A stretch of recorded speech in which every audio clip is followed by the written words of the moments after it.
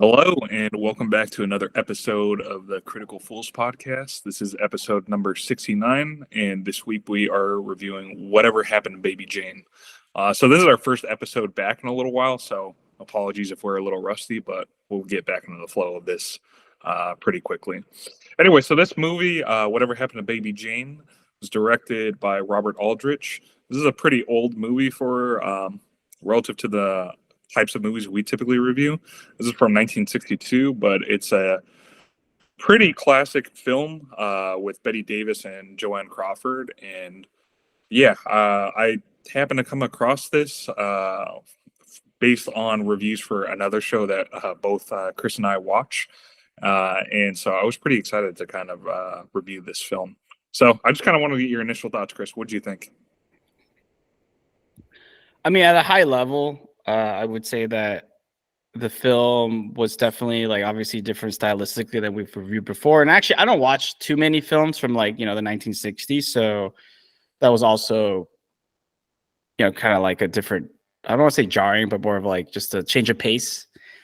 And obviously, I've heard of these are big names, right? Betty Davis and Joanne Crawford, and I would say that I haven't. I mean, I know of them, but I've never watched a lot of their films, so it was also interesting in that aspect. And then I think to your point, reading some of the, we'll get into this, right? Reading some of the, not just the plot, but how it ties to the real world, how that kind of bled a little bit between our, what actually is real, real life. And then the movie's plot was, fascinating to read about, just the rivalry between the two actresses.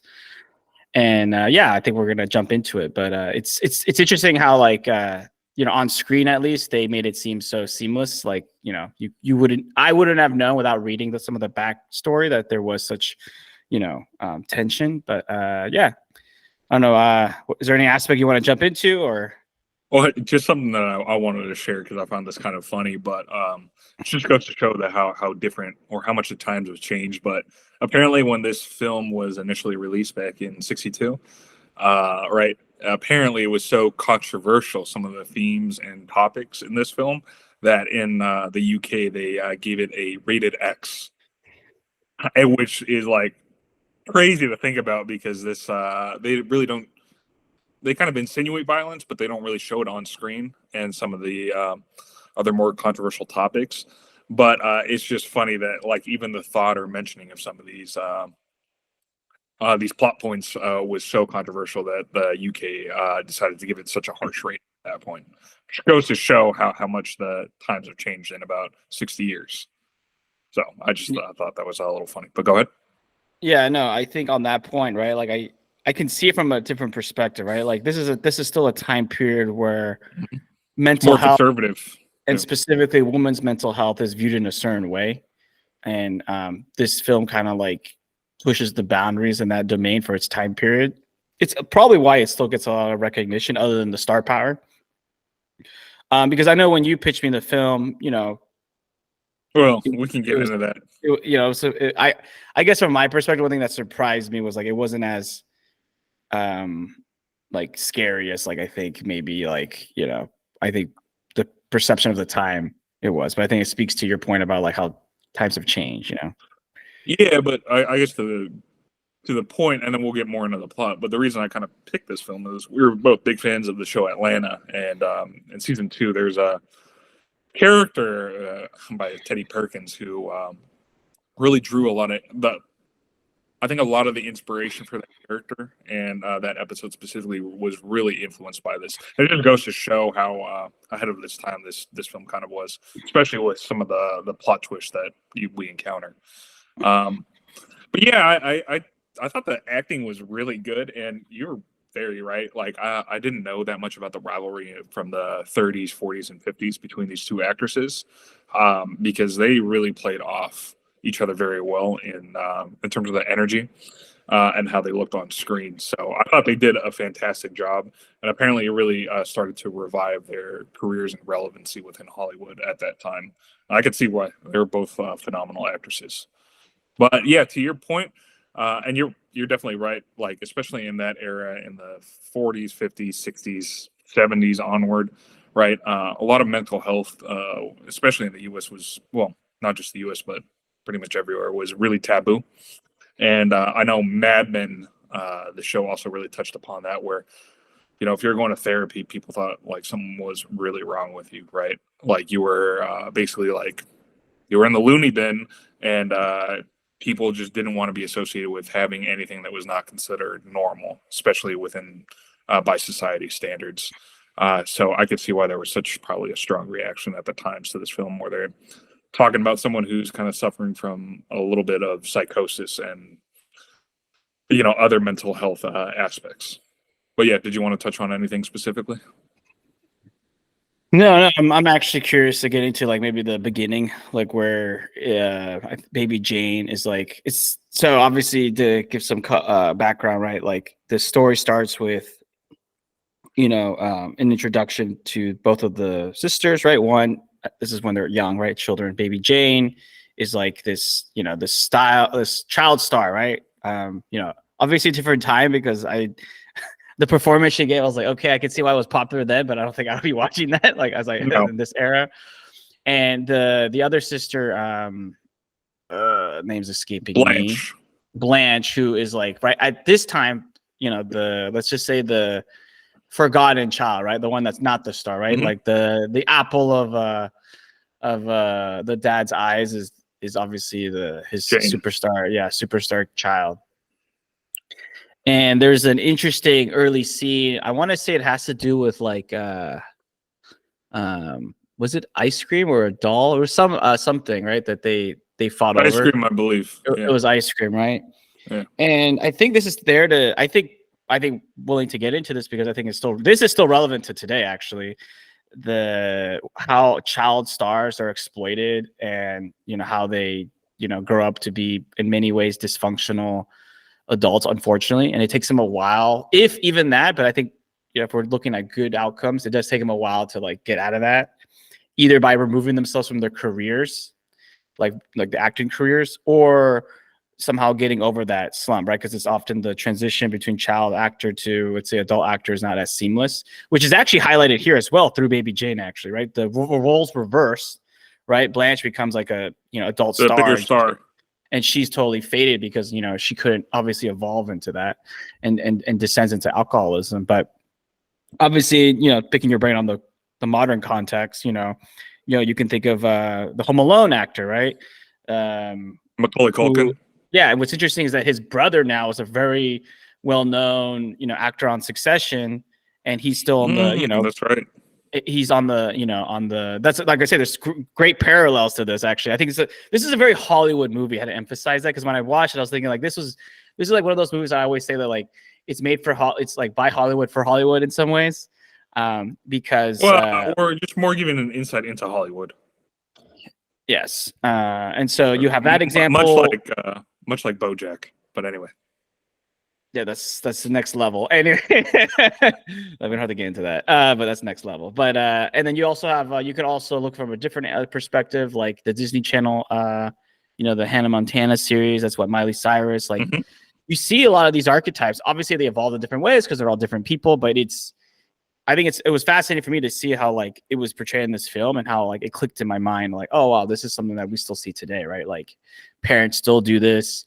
Kids who become teenagers / then adults like still go through that turbulent period. And yeah, I'm just curious, like picking your brain on that, like where I guess you're not surprised that obviously this happened back then, but like I guess I'm actually I was more surprised that like it was portrayed in such in a way a truthful way in 1962. Yeah, so I don't know, did you find that fascinating? What were your thoughts on that? Just curious. Yeah, I was more I guess just watching this film, like this is pretty timeless in terms of the things you were talking about.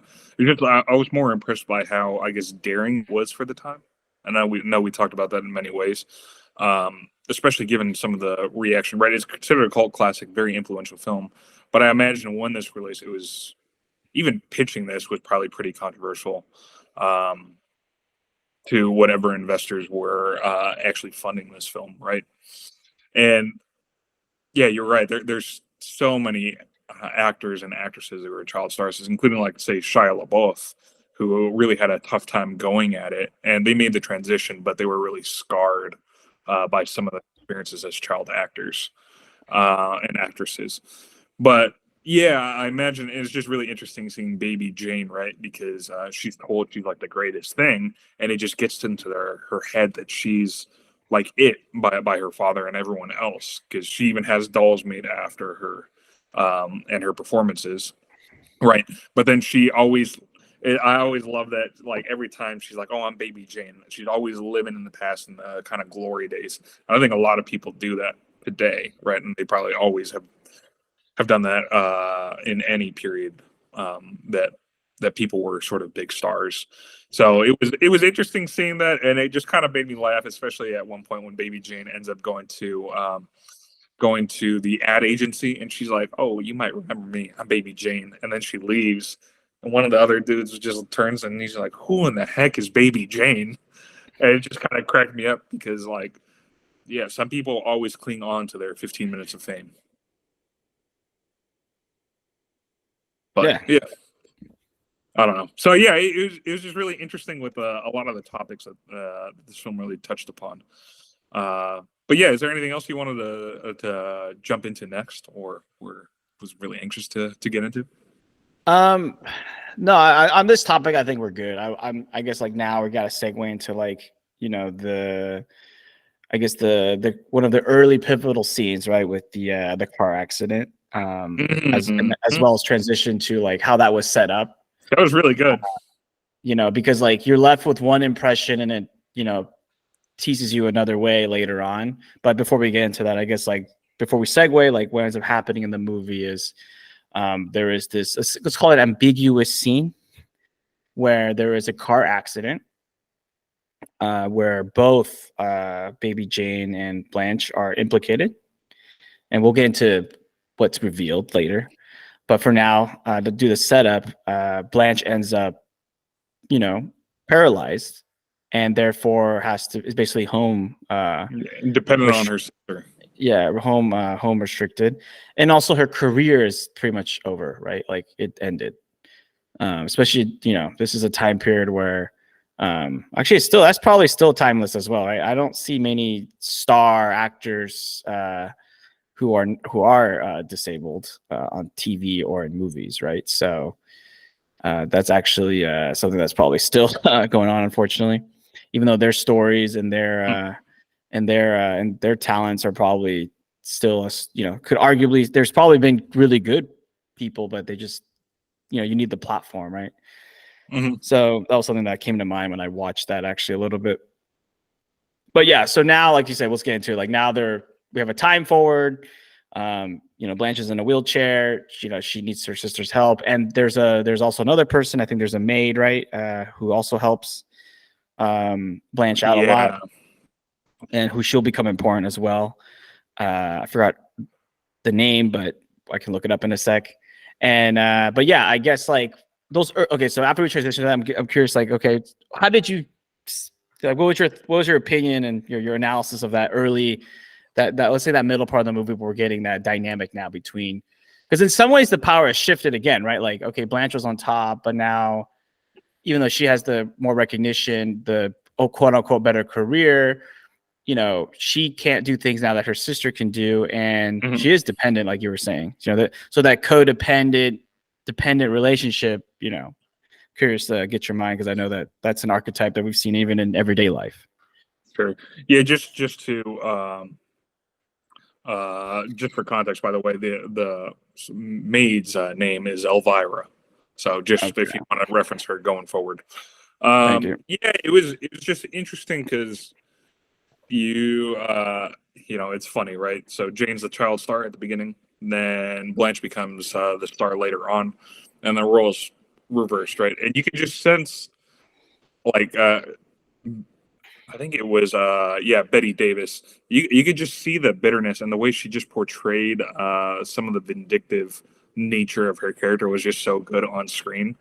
And it's really interesting because, like, you're watching that and you're thinking that, or at least I was thinking, I was like, wow, Joanne Crawford, she's just, at the beginning she's so nice to her sister, even though like her sister is very mean and bitter, and likely paralyzed her. Like, why did she show such goodwill, right? Like, she didn't really want to confront. She always tries to be nice. And then, like, when you start to get the twist, you kind of, all of this kind of retrospectively, you understand more, like the behavior of Joanne Crawford's character, right? Blanche. And so it was interesting. And, it was very sad watching it at the moment because you just feel nothing but disdain for Betty Davis or Jane's character. And then you start to try to later on once it's interesting because like you go through the film, at least through the sequence, especially in the middle, thinking one thing, and then everything, at least for me, you kind of go back once you get more context and kind of understand a little bit better some of the behavior of both the characters, if that makes sense. I thought that's what was really good, that twist, because it really added quite another layer to this film, and I can see why a lot of people revere it in sort of a cult classic kind of way and very influential. But I don't know what your thoughts were on that, or if there's anything that you really teased out. No, I think your take is completely fair. I think this movie plays on perception, like you were saying. Like you have like one perception, then it switches on you. I think actually one thing, I think maybe for evidence on this actually is like, and also maybe how family can be a very complicated, especially people you know really well can be or in general people you know really well can be a complicated relationship, right? Like early on, like you said, baby Jane is like basically very, I mean, I'm going to use the word psychotic, but like, yeah, she is very psychotic, right? She's resentful. They have this like this back and forth dynamic. She still boozes. And like, she, I think I don't know if you were going to get into this next, but like she tries to actually revive her career with a pianist that she tries to seduce. I think this is the character she tries to seduce to a little bit, or a bit. She's like unimpressed at like. I will say the acting was very good in this. Like you're trying to tease out all the motivations of the characters. Yeah, I don't think hard to decipher at times. I think you're right. I don't think she was doing it because she was in love. I think she unfortunately Jane knows only certain tools to communicate and manipulate people. And we notice that with men, it's her charm or what she thinks is charm, because it doesn't play off well at the bank or even I think at times with the pianist. And then with Blanche, you notice that it's her force of nature, right? Like there's a powerful scene where she beats up Blanche, and this is to set it up. It's because she's paranoid, right? So she's not only is she an alcoholic and let's just say emotionally up and down, she's also super paranoid. And I think this all stems from Blanche saying, or her, I don't know if she figures it out or she's told that Blanche wants to sell the house and just like move on. She wants to just tell her. Okay, so Blanche wants to move on, I think. But then at one point she says, I already knew this, or I figured this. Yeah. So Jane she's paranoid, but she correctly assumes that Blanche will just have her committed to a psych ward, and that really triggers her off. This goes back to like how a lot of people, when you talk to them, they don't want to end up in some, abandoned in some old person home or some psych ward, and triggers a lot of Jane's fears. And so this is kind of like the early conflict, right? Like now they were living together in this, let's say, weird symbiotic relationship, and now there's this is like, let's say, the conflict, right? We use the old school storyline arcs. And yeah, I mean, this is what really, I think we get a lot of insight into like, I think Jane's character a little bit, where her mind is at this point of like, she doesn't want to be committed to the psych ward. She thinks somehow delusionally that she can restart her career. And she knows that if she can just basically get her sisters to submit either through violence. And I think later she actually tries to go to the bank. But before then, I think she also fakes the doctor's voice, right? Because that scene was good because it reminded me that she's an actress. Like she played an actress, but she's an actress, and she is basically playing the part of her sister. And the only character that really suspects is Elvira, the maid. who Yep. thinks something's wrong, right? And that, Well, no, she um, catches her. She was on the stair and she sees her faking the voice. It's not even yeah. thinking that she's got evidence for that. And this will play a part later, but Mhm. before we get into that, let's say part 2, I'm curious what you thought about like Jane's character, how she acted.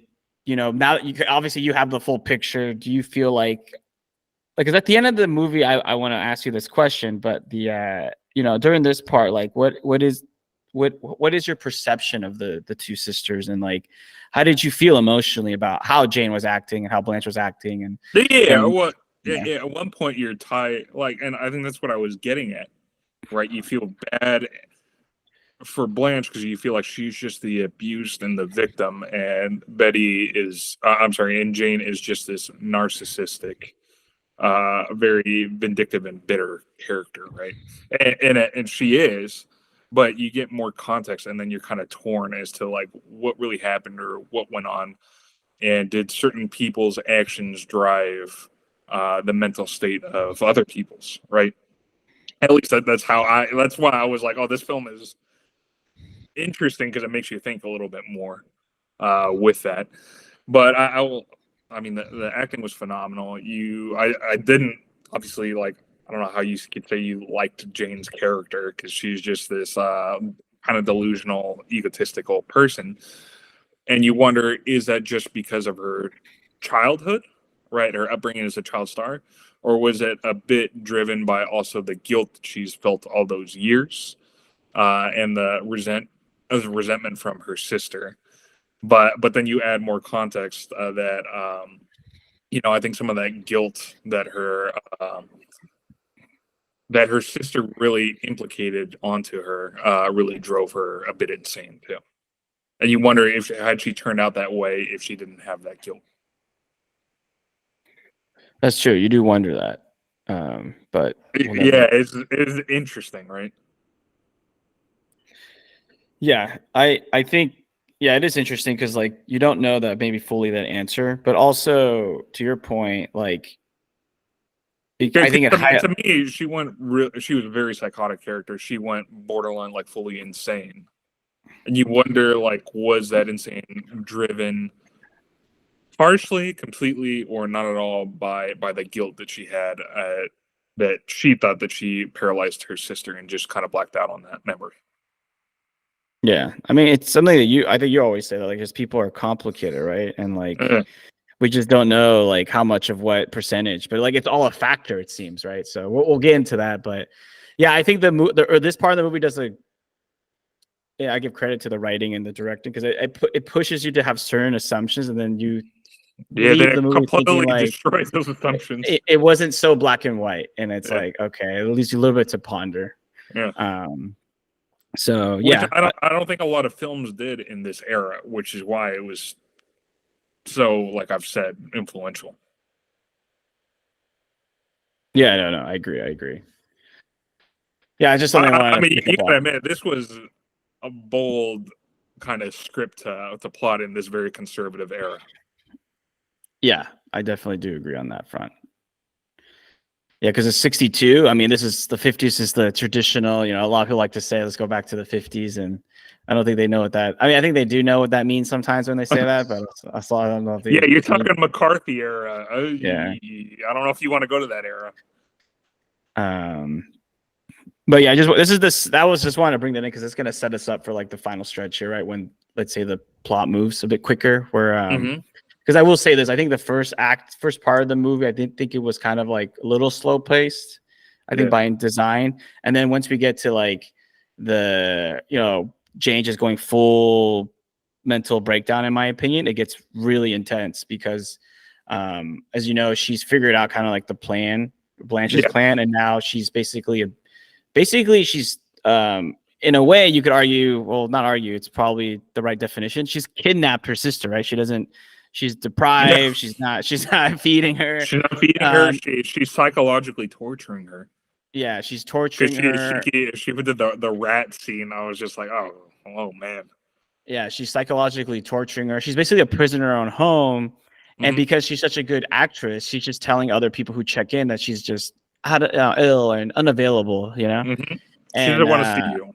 yeah, and then the only person that, like I said, is able to figure out is Elvira, who unfortunately is actually killed by Jane with a hammer. That was actually a pretty Before brutal that, scene. I mean, the scene before that you alluded to but skipped was when Blanche finally decides that enough is enough, and she was going to call the doctor. Right, and that's what set it up before, and then that's when she goes, I believe, and post the. No, she doesn't post the ad. She does something. She's basically out and away, and then Jane comes home and catches her sister, basically telling the doctor to come check up that her sister's not well, and then you have that really like creepy confrontation between Jane standing in the corner, and then she inevitably beats Blanche up. Yes, you're right. And she's out and about because she wants to put in an ad for her act, right? I don't think it was at that point. I think it was later on. She went to go pick something up, and I can't remember what exactly happened. Because earlier, right, she thinks she's going to go down the stairs, and that's when her sister's out and about placing the ad, right? And then later on, you see the pianist come over. And so, like, that scene where she goes down the stairs hasn't happened at that point. Yeah, Do you remember this? I think so. Yeah, but yeah, Yeah, she so is. that's kind of the sequence. What did you think about the dynamic, by the way, between the piano and then we'll get back to Elvira, but we're skipping. What did you think about the scene or the dynamic between the pianist and Jane? Oh yeah, because he gets scolded by his mother, right? I remember that. Yeah, the British lady. Yeah. I mean, my unfiltered opinion is that he's just a guy that he's trying to move He's up like a and like failed artist, right? Like yeah, he's trying probably to stuck with.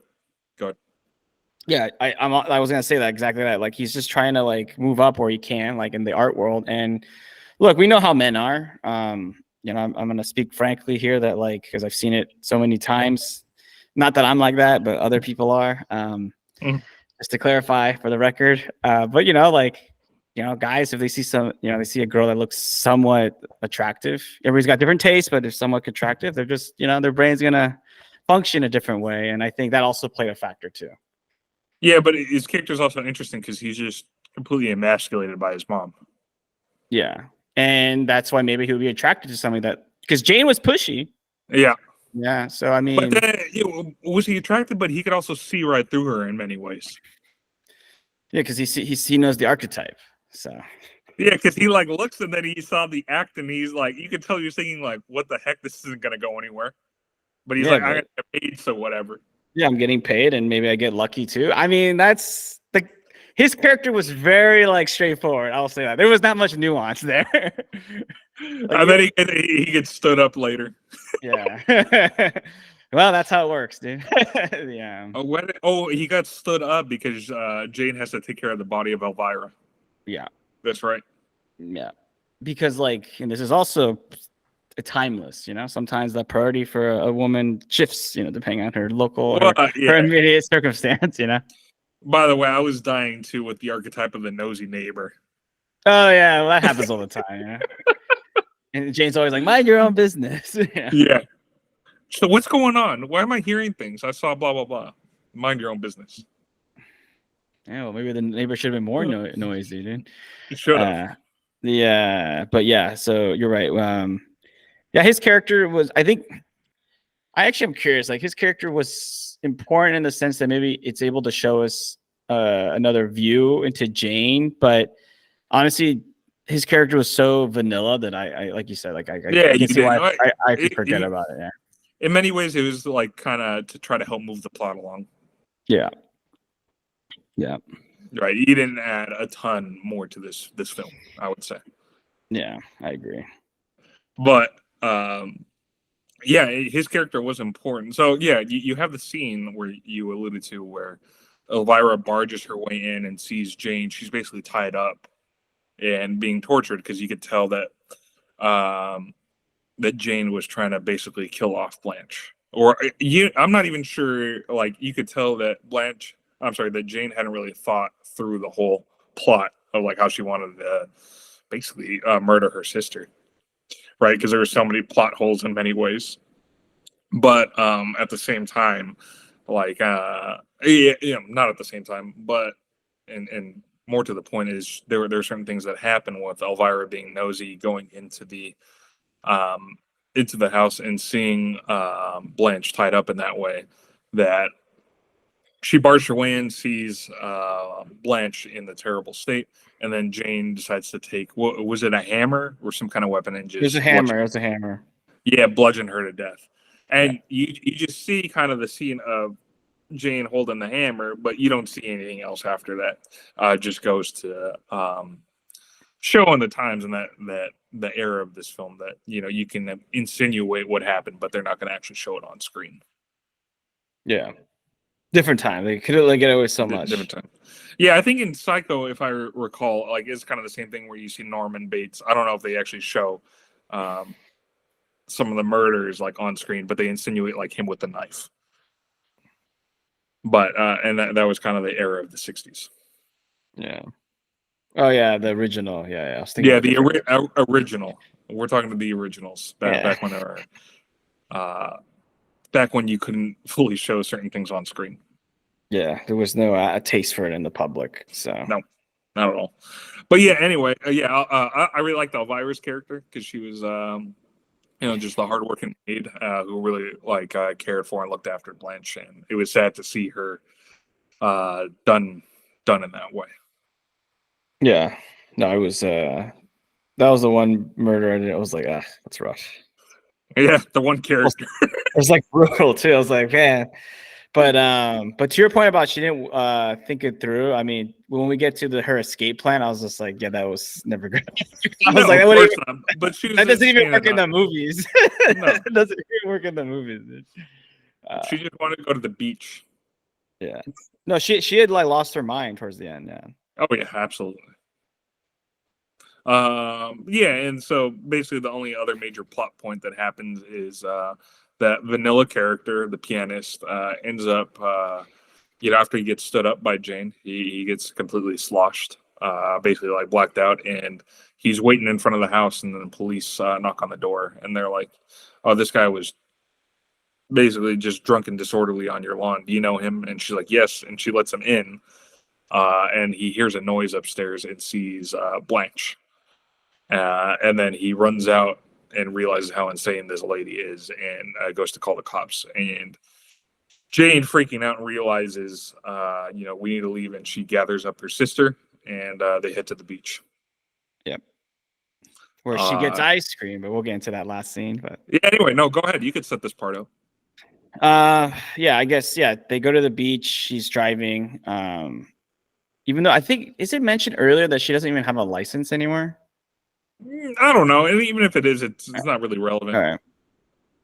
Oh yeah. So the police are on the lookout, because I think the police actually they call the house, right? Don't they call Jane?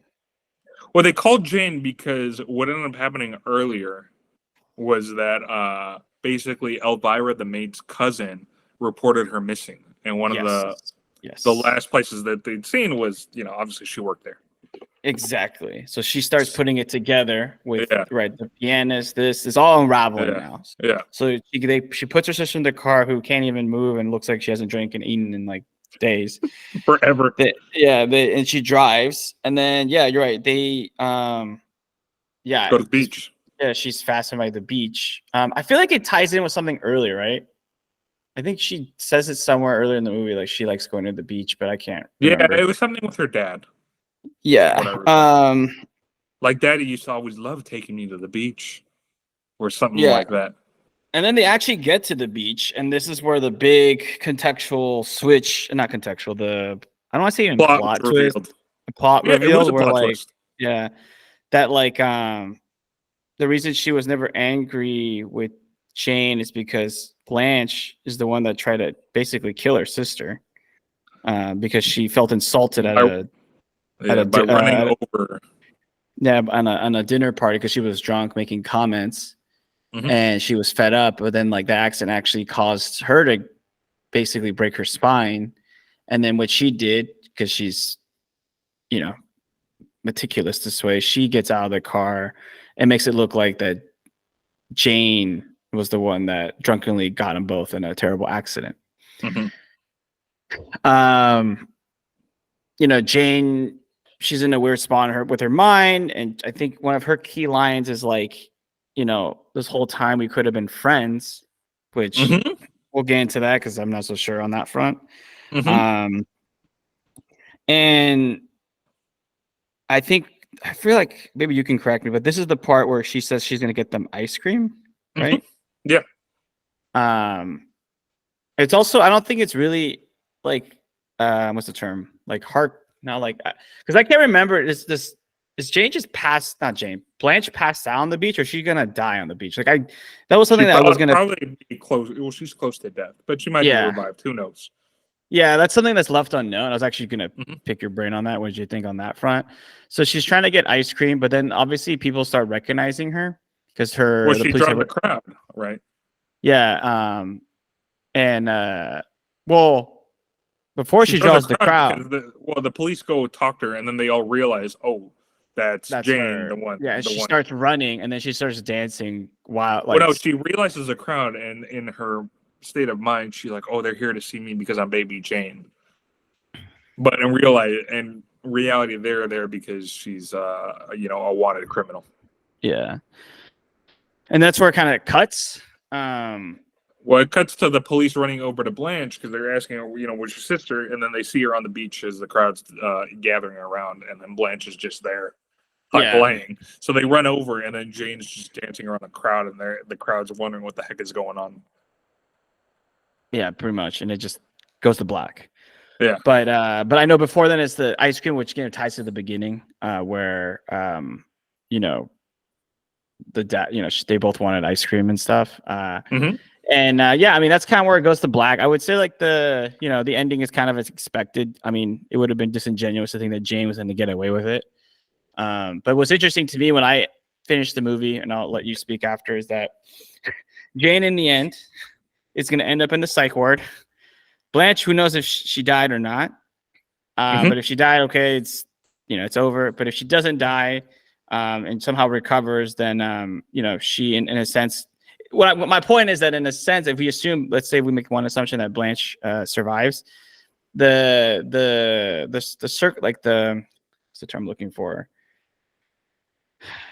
What Jane was afraid of happening is going to happen, right? She's going to end up in the jail or / psych ward, and Blanche will be able to sell the house. And irrelevant. And Blanche will be able to sell the house and just I mean, she wanted to sell this because she knew it was over for her. So because she was getting accolades for what she had done, not what she was doing anymore, and that really drove her, down.